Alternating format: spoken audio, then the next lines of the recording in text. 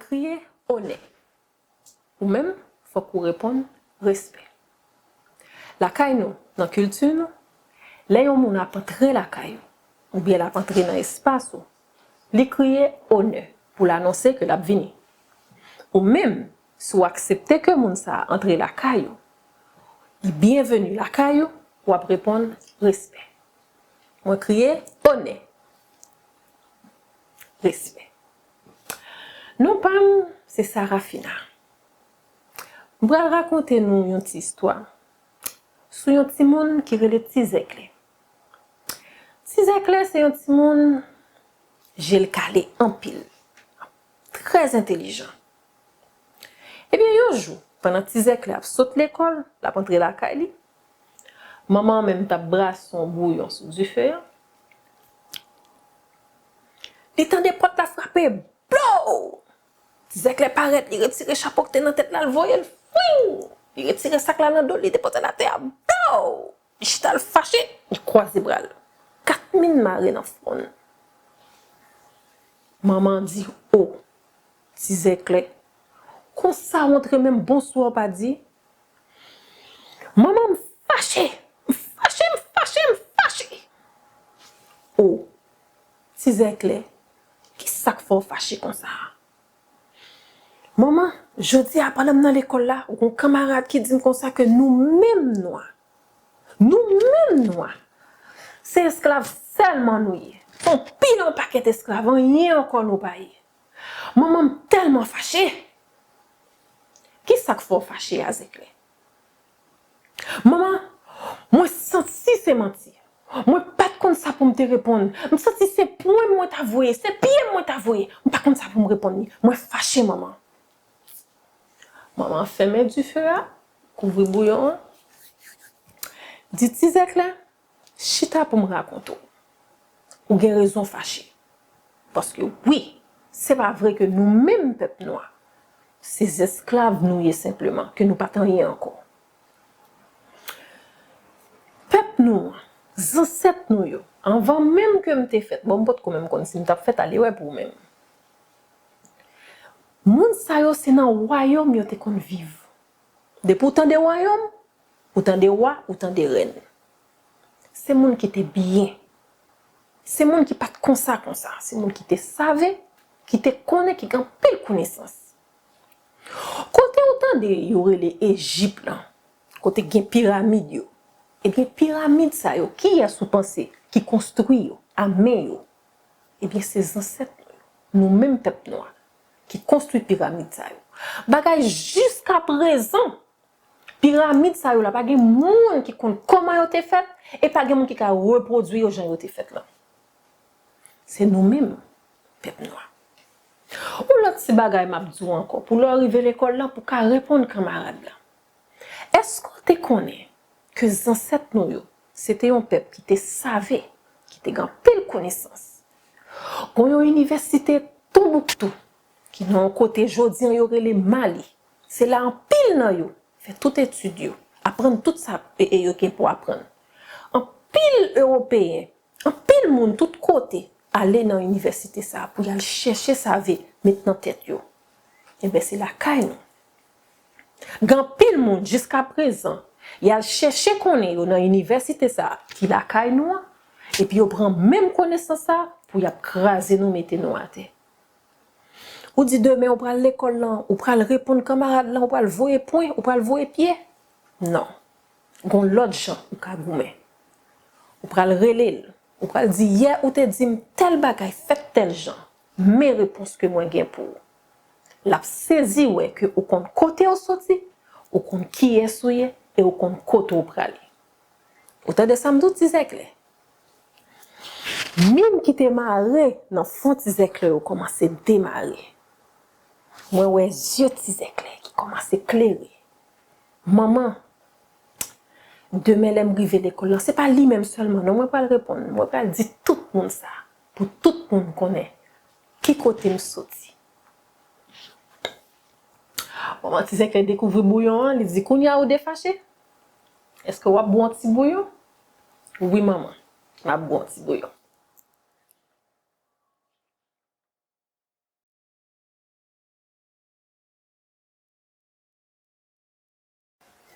ou même qui te chita, qui t'attendait maintenant, qui sort comprendre dans l'histoire maintenant. Ou songe Tizek là était paré pour te tourner l'école là, pour le bail coup de poing, pour le bail coup de pied. Gon l'autre façon ka goumen.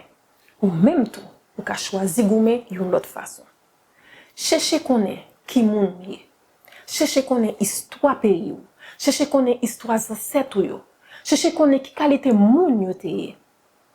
Pour les yon moun baisser caractère ou, dire ceci, dire cela, qui pas vrai pour une réponse pour bali. Le ça, ou marcher la tête haute. Yo pas pour même gens, y a pour que ou connaît ce wap dire et ou connaît ce wap raconter et ou connaît koto brale. Songez ça. Toujours.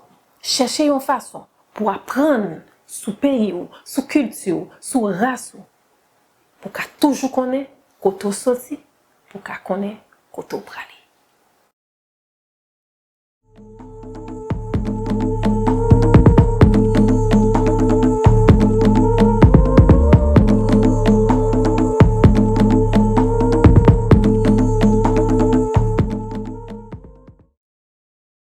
Bonjour, je m'appelle Franz Voltaire, je suis le directeur du Centre international de documentation et d'information haïtienne, caribéenne et afro-canadienne à Montréal.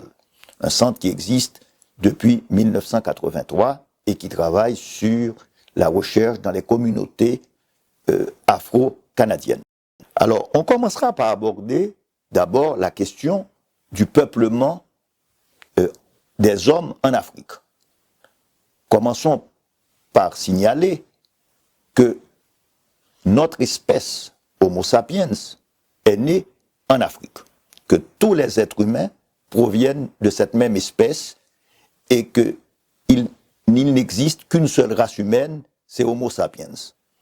Certainement, le taux de mélanine, c'est-à-dire ce qui nous donne cette couleur noire, va varier d'une région à l'autre du monde, dépendant de l'environnement. Par exemple, on sait très bien que les Européens sont devenus blancs à partir de deux mutations. Celle qui va donner les yeux bleus et celle qui va changer la couleur parce que c'était dans des régions froides pour pouvoir assimiler la vitamine D. Donc, il est clair que la question de race humaine, c'est une construction des Européens qui ont construit des catégories pour dire qu'il existait plusieurs races humaines. Mais nous savons tous aujourd'hui, avec les recherches scientifiques, qu'il n'y a qu'une seule race humaine.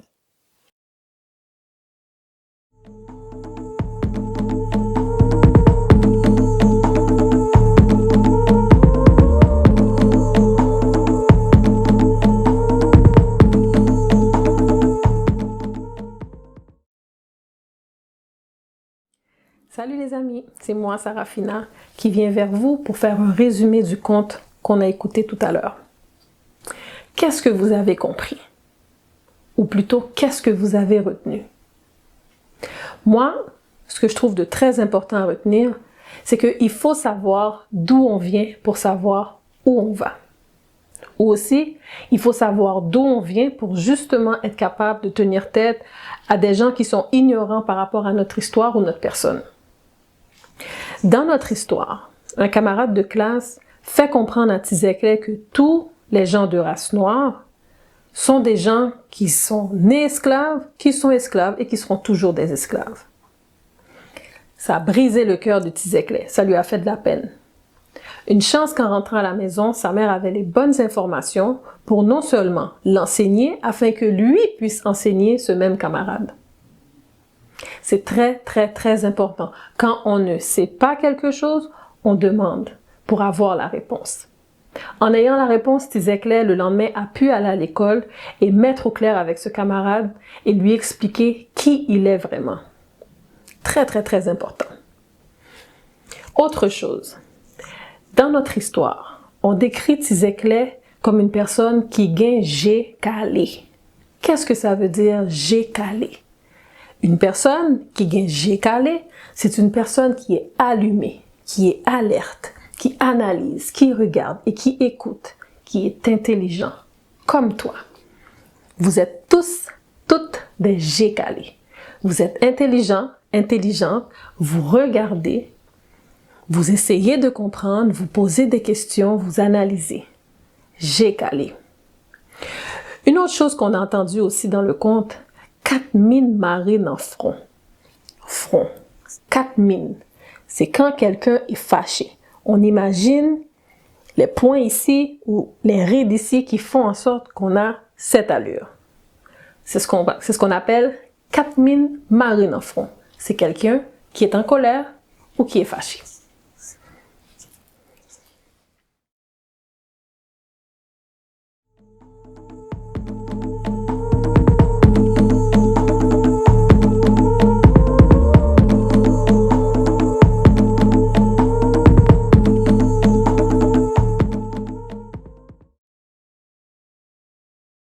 On a eu un grand anthropologue et archéologue sénégalais, le cheikh Anta Diop, qui lui-même avait signalé très tôt et que la civilisation égyptienne est essentiellement une civilisation africaine. Ce sont eux qui ont construit les bases de la mathématique, ce sont eux qui ont construit les grandes pyramides que nous connaissons aujourd'hui, qui ont élaboré une philosophie. Et donc, l'Égypte, les Grecs disaient que c'était la mère de toutes les civilisations. Alors, l'Égypte nous a laissé, pendant ces millénaires, des traces de cette civilisation qui avait su contrôler ce grand fleuve qu'est le Nil, les gens disaient que l'Égypte était un don du Nil, qui ont permis le développement d'une agriculture importante, qui ont permis le développement de grandes villes et le développement d'une écriture très particulière. C'était l'écriture avec des hiéroglyphes. Donc l'Égypte est une des très grandes civilisations parmi les plus anciennes, sinon la plus ancienne dans le monde. À côté de l'Égypte, il y a le Soudan. Le Soudan, c'est le pays des Noirs, c'est ce que ça veut dire. Le Soudan aussi a développé une très grande civilisation. Pendant très longtemps, on a sous-estimé le Soudan. Mais le Soudan, on a vu qu'il y avait aussi plus de 200 pyramides. On oublie que le Soudan a été un pays avec un niveau de développement très élevé. C'est le pays aussi où l'on produisait beaucoup d'or. En dehors du Soudan et tout près du Soudan, il y a aussi l'Éthiopie. L'Éthiopie qui est une des plus vieilles civilisations chrétiennes. Et l'Éthiopie qui a développé aussi son propre système d'écriture et une langue religieuse qui était le Gèze. L'Éthiopie, c'est aussi une terre où on a vu une architecture extrêmement élaborée, par exemple une ville où Lalibela, où l'on a vu des églises presque creusées dans le roc.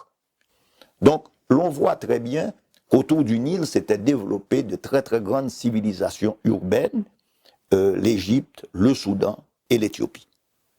Donc l'Éthiopie est une de ces grandes civilisations africaines qui s'est développée jusqu'à notre ère. Et d'ailleurs, c'est un des rares pays africains qui n'aura jamais été conquis par les Européens.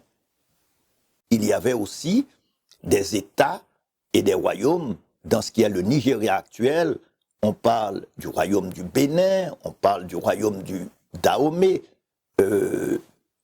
qui étaient des royaumes qui se sont développés à partir de cette période.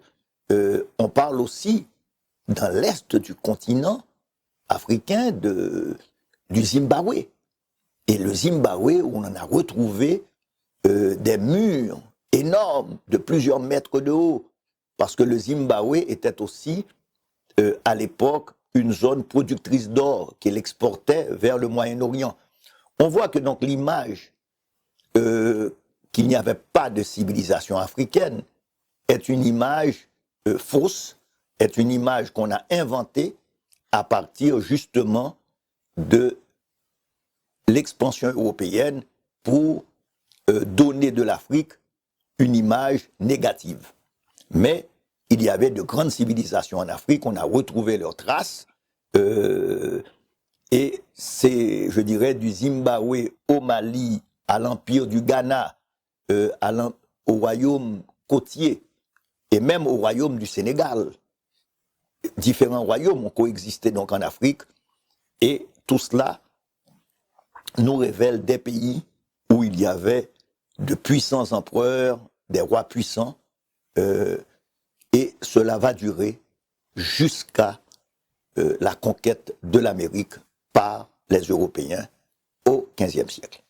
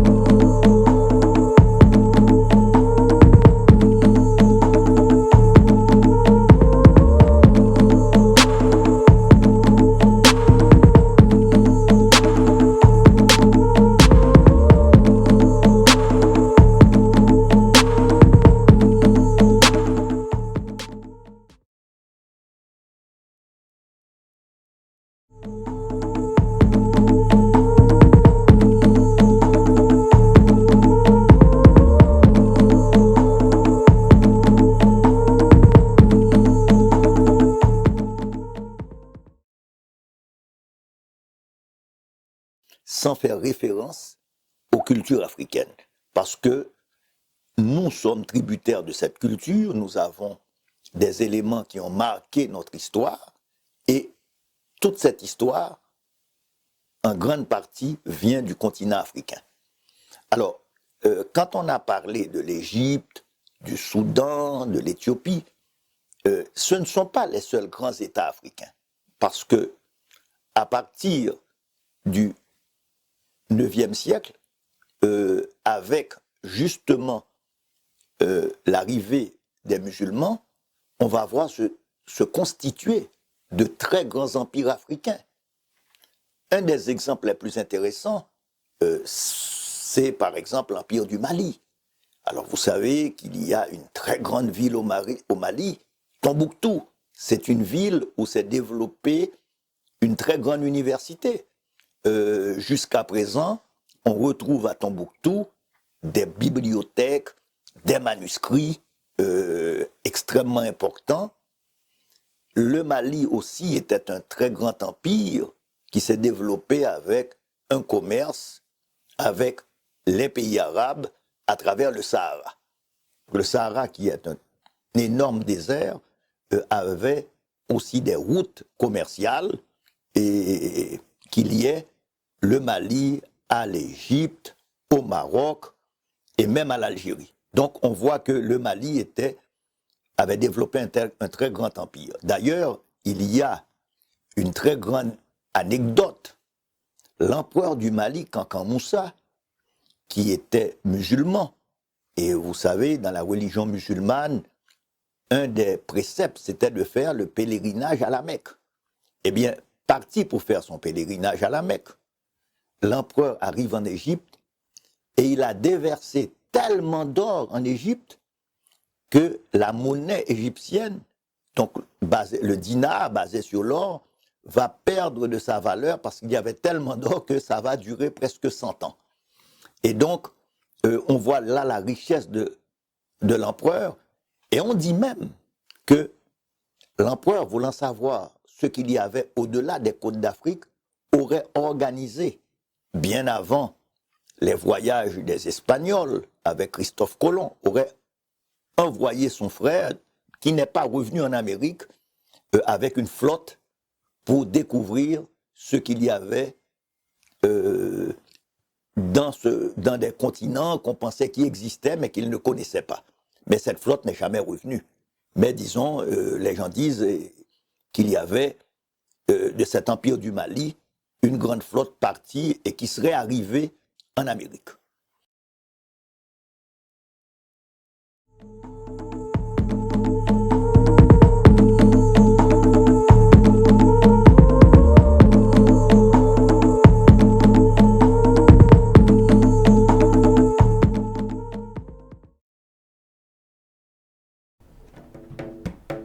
Est-ce que vous êtes prêts à bouger?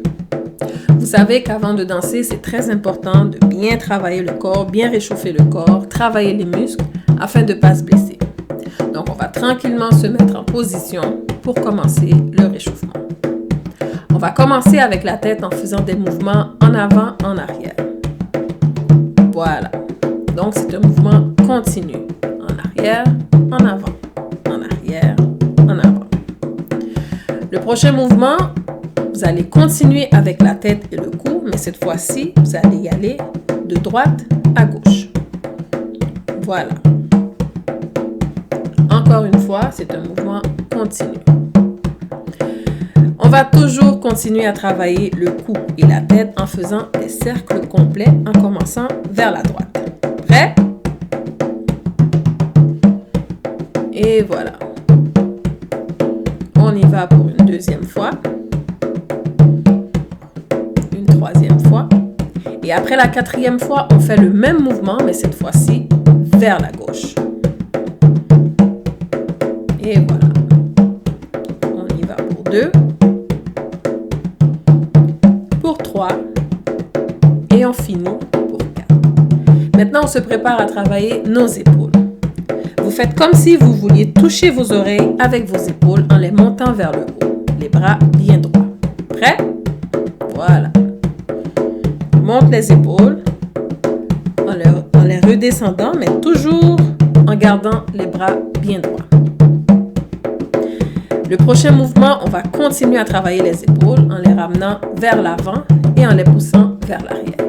Donc, on garde les bras bien ouverts, les mains sur le haut des cuisses et on ramène en avant et on pousse en arrière.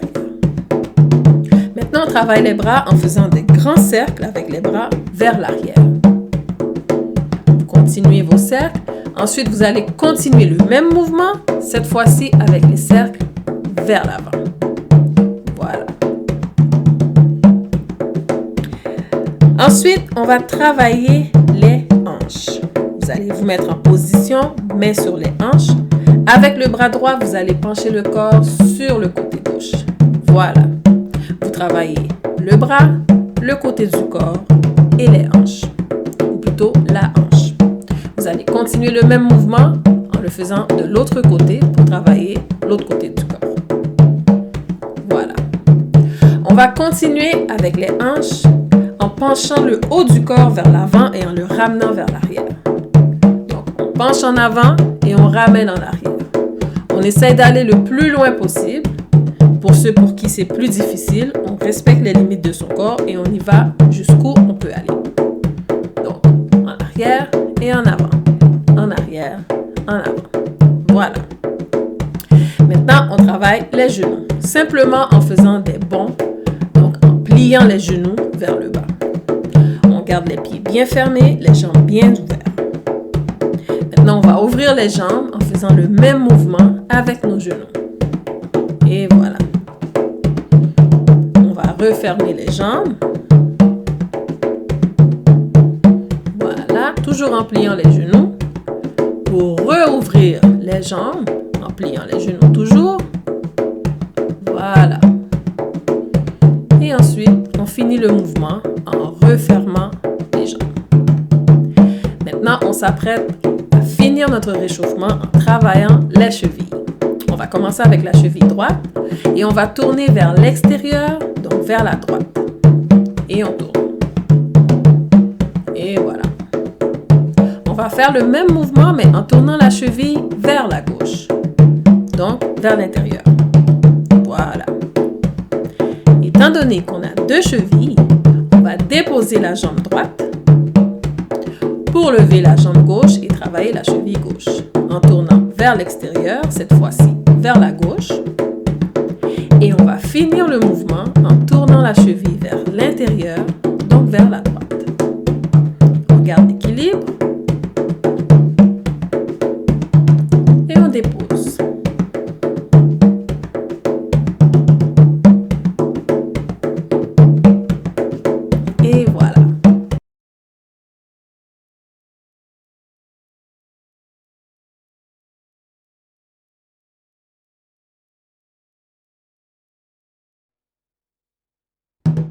Donc aujourd'hui, on danse du afro. Je vous invite à vous asseoir et à bien regarder l'exécution des mouvements. Regardez l'expression faciale, l'expression corporelle pour pouvoir bien exécuter la danse. Le afro, c'est une danse qui est dansée en l'honneur de nos ancêtres rois et reines. Donc, qui dit roi et reine, on parle de royaume, on parle de royauté, on parle de bien-être, on parle de respect et d'assurance.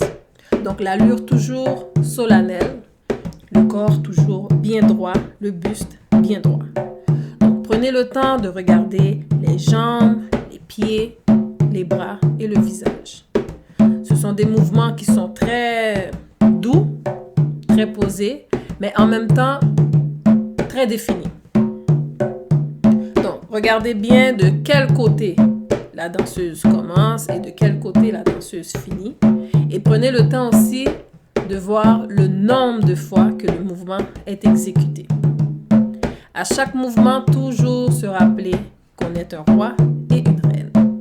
Donc, toujours le dos bien droit et le buste bien droit.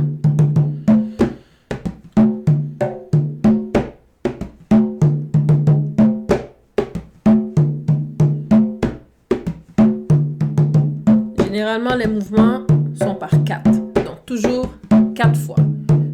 On commence le plus souvent à droite et à gauche. Donc, c'est pour ça que c'est important que vous regardiez dans quelle direction le mouvement a été exécuté pour pouvoir savoir dans quelle direction il va finir. Donc, on s'apprête à la fin.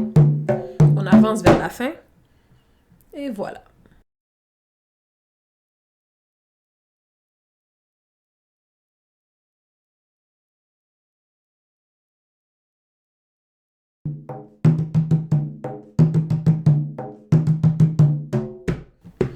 Donc, on est en position pour danser le afro. Vous avez bien pris le temps de regarder la chorégraphie. Maintenant, on va décortiquer chaque mouvement un après l'autre. Donc, vous vous rappelez que le afro, c'est une danse solennelle, dansée en l'honneur des rois et des reines, nos ancêtres. Donc, le buste toujours bien droit, la tête bien haute, les bras bien ouverts. Et on se prépare à marcher avec une allure sereine. Donc, prenez le temps de faire le tour de la pièce dans laquelle vous êtes. Vous pouvez partir de gauche à droite, de droite à gauche. Vous pouvez avancer, vous pouvez reculer. Vous pouvez rester sur place, mais toujours garder le dos bien droit et le buste bien droit. Maintenant, les bras bien écartés, les paumes des mains vers le ciel, en position où on montre la couronne bien installée sur notre tête. Assurez-vous que vos bras sont bien ouverts, pas trop collés sur le corps, pour pouvoir être bien positionnés. Vous allez tourner la tête à droite et à gauche. N'oubliez pas que dans la chorégraphie, on fait ce mouvement que 2 fois. Mais là, on le répète ensemble. Donc, les bras bien ouverts, la paume des mains vers le ciel et la tête de droite à gauche. Comme ceci. Vous allez vous préparer ensuite à marcher vers l'avant. Toujours 4 pas. Vers l'avant, toujours avec les bras ouverts et les paumes des mains vers le ciel. Vous reculez aussi pour 4 pas. Un mouvement très facile, c'est comme si vous marchiez. Donc, une fois que vous l'avez fait d'un côté, vous le faites de l'autre. Donc, on avance et on recule. On essaie encore une fois. On avance pour 4 temps, pause, et on recule pour 4 temps, pause. Maintenant, pour la salutation, regardez les jambes. Donc, on a une jambe qui va vers l'avant et l'autre qui reste en arrière. Vous penchez le haut du corps vers l'avant, c'était comme si vous faisiez une révérence. Vous le faites de chaque côté et vous le faites en avant. Rappelez-vous que dans la chorégraphie, on part à droite, on va à gauche et on fait 2 en avant pour reprendre la séquence. Maintenant, on va ajouter les bras. Toujours à droite, ensuite à gauche et 2 fois en avant. Donc, regardez bien le mouvement des jambes. Donc, une jambe vers l'avant, l'autre reste en arrière. Le haut du corps bien penché vers l'avant. Et les bras, un vient rejoindre l'autre. Voici pour la salutation. Prochain mouvement, on s'assure de bien ouvrir le corps. Donc, on fait un mouvement d'écart au niveau des jambes. On ouvre en faisant un petit saut. Hop, un saut, hop, on ramène vers le milieu et on ouvre les jambes vers l'extérieur. On va ajouter les bras comme si on poussait quelque chose de chaque côté. Donc, on laisse les jambes pour le moment et on répète avec que les bras. Donc, on pousse de chaque côté, comme ceci. Donc, pour combiner le tout, on ouvre les jambes en faisant un petit saut et on pousse les bras vers l'extérieur. Comme ceci. Le mouvement n'étant pas encore fini, on va ajouter la deuxième partie qui vient avec ce mouvement. Donc, vous allez plier les genoux et descendre vers le bas. Ça veut dire vous pliez les genoux légèrement en position assise et ensuite vous pivotez le haut du corps de gauche à droite ou de droite à gauche. Souvenez-vous que dans la chorégraphie, on commence à droite. Et voilà. Donc, le mouvement final, comme ça, on commence avec les jambes, comme ceci. On se met en position légèrement assise. On va combiner avec les bras, comme si on repoussait quelque chose de chaque côté et on pivote à droite et à gauche. Et voilà.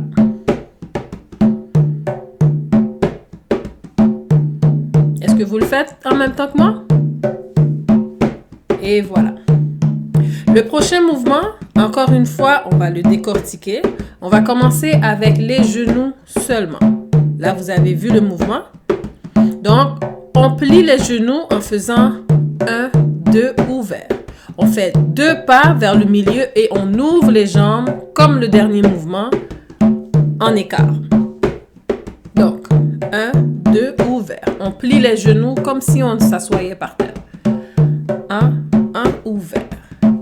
1 ouvert. Maintenant, on va ajouter à ce mouvement la suite avec les mains vers l'estomac ou vers la poitrine et ensuite on repousse vers l'extérieur. Donc, on ramène vers l'avant, on pousse. On ramène vers l'avant, on pousse. C'est comme si on ramenait vers nous tout ce qui était positif et on poussait vers l'extérieur tout ce qui est négatif. On ramène et on pousse. On ramène et on pousse. Maintenant, si on veut combiner le tout, on fait les 2 pas au niveau des pieds vers le milieu en pliant bien les genoux. On ramène et on pousse. Quand on pousse, on s'assure que les jambes sont bien ouvertes et on fait un petit saut en ouvrant les jambes. Et voilà. C'est ça. N'oubliez pas de bien plier les genoux et de bien pousser les bras vers l'extérieur. Prochain mouvement. Comme vous voyez, c'est un mouvement qui travaille les hanches, les bras et les jambes.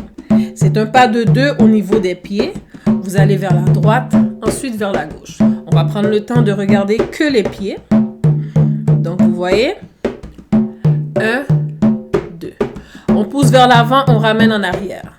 1, 2. 1, 2. À ça, on ajoute les bras qui ouvrent et ferment. Ouvre, ferme, ouvre. Ouvre, ferme, ouvre. On se concentre que sur les bras. Et ensuite, on va ajouter les jambes avec les bras pour le mouvement final. Et voilà. On ouvre, on ferme, on ouvre. Ouvre, ferme, ouvre. De chaque côté. Et voilà.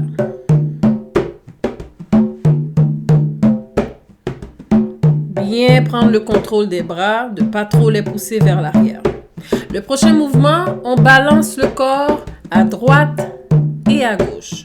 On va prendre le temps de regarder les jambes et les bras séparément. Mais là, vous avez une idée du mouvement. Donc, on balance à droite et on balance à gauche. On va prendre le temps de regarder que les pieds. Quand on penche vers le côté droit, la jambe droite est légèrement pliée vers la droite. Et quand on balance pour pencher du côté gauche, la jambe gauche est légèrement penchée vers la gauche. Maintenant que les bras. Vous lancez votre bras vers la droite, vous ramenez vers la gauche et vous ramenez. La tête suit le bras dans la direction dans laquelle elle va. Donc, on combine le tout. Donc, le poids sur la jambe du côté droit en premier et le poids. Donc, pour le mouvement final, les bras en forme de cercle et les mains en position prière. La jambe droite légèrement pliée sur la jambe gauche qui est bien droite. Maintenant, on se concentre sur les bras seulement. Donc, les bras en cercle et les mains en position prière. Donc, on ouvre les bras grands comme un cercle et on finit en position prière.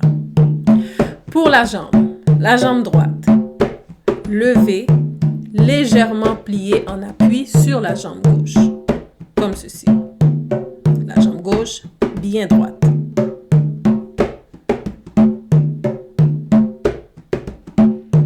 On essaie le tout ensemble. Donc, on ouvre les bras grands, main position prière et les jambes pliées avec la jambe gauche bien droite. Et voilà.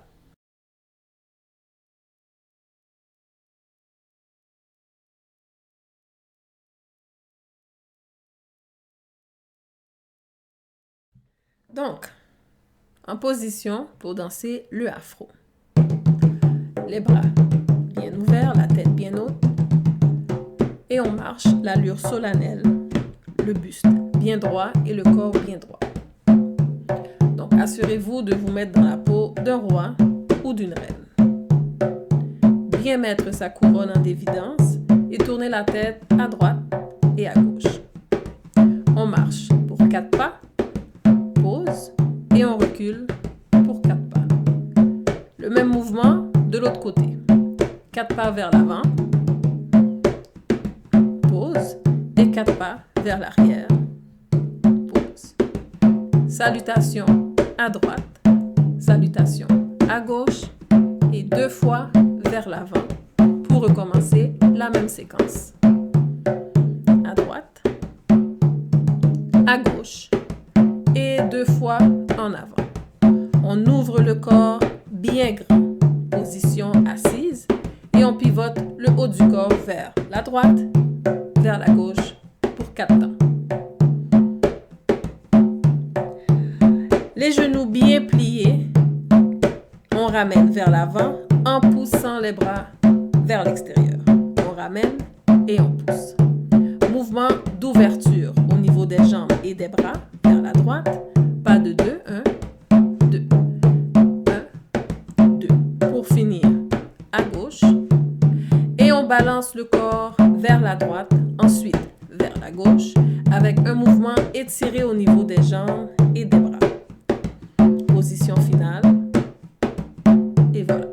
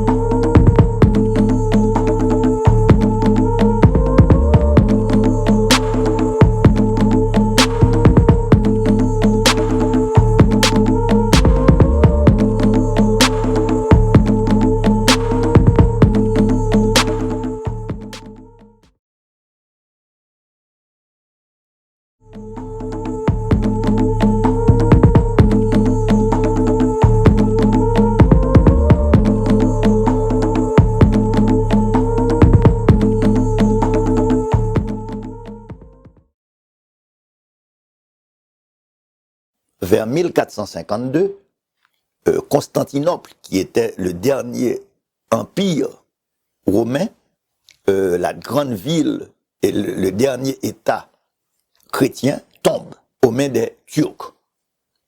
Et avec cela, il va y avoir fermeture de la Méditerranée. C'est-à-dire, les Européens n'ont plus accès je dirais, aux épices, aux biens. Donc il faut trouver d'autres routes.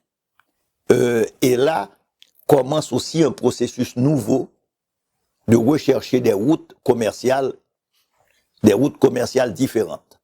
Il faut dire aussi que quand la Méditerranée, avec la fermeture par les Turcs de la Méditerranée, les Italiens qui contrôlaient le commerce, c'est-à-dire la ville de Gênes, c'est-à-dire la ville de Venise surtout, eh bien, beaucoup de ces marins italiens, dont Christophe Colomb d'ailleurs, qui étaient les grands marins de l'époque, les grands cartographes de l'époque, vont se mettre au service des Européens, des États européens qui ont une façade atlantique. C'est ainsi que si Colomb, après avoir offert ses services au Portugal, il va offrir ses services au roi d'Espagne. Ce sont les marins italiens qui effectivement vont être aussi au service des États européens pour leur permettre de commencer ces voyages qui commencent comme des voyages d'exploration et qui après vont se concrétiser comme des entreprises de conquête. Il y a aussi, je dirais, surtout au Portugal, l'invention d'un bateau, qui est la caravelle, qui va permettre la conquête. La caravelle, c'est le premier navire qui permet aussi de naviguer en haute mer. Il y a l'invention de la boussole, du sextant, donc un certain nombre d'inventions scientifiques qui va permettre aux Européens de dominer le commerce maritime dans le monde. Beaucoup d'innovations technologiques européennes sont en fait des emprunts aux Arabes qui eux-mêmes les ont empruntés au monde arabo-persan ou aux Chinois. Parce qu'il faut dire aussi qu'il y a tout un commerce dans l'océan Indien entre des commerçants arabes, des commerçants chinois, des commerçants et l'Inde. Donc, c'est à travers les Arabes, par exemple, qu'est arrivée la culture de la canne à sucre en Europe, surtout en Espagne. Ce sont les Arabes qui ont mis en place plusieurs innovations techniques. Les pays européens, donc, et surtout l'Espagne et le Portugal, ont adapté ces techniques. Il faut dire aussi que Christophe Colomb arrive dans les îles et en Amérique, il croit encore qu'il arrive aux Indes. Et c'est pourquoi il a appelé les Indes occidentales par rapport aux Indes orientales. Et le nom reste encore. Les gens parlent de West Indies, ils parlent encore des Indes Indias Occidentales, alors que le monde, et Christophe Colomb s'était trompé complètement sur les distances et il ne sait pas qu'il vient d'aborder un nouveau continent.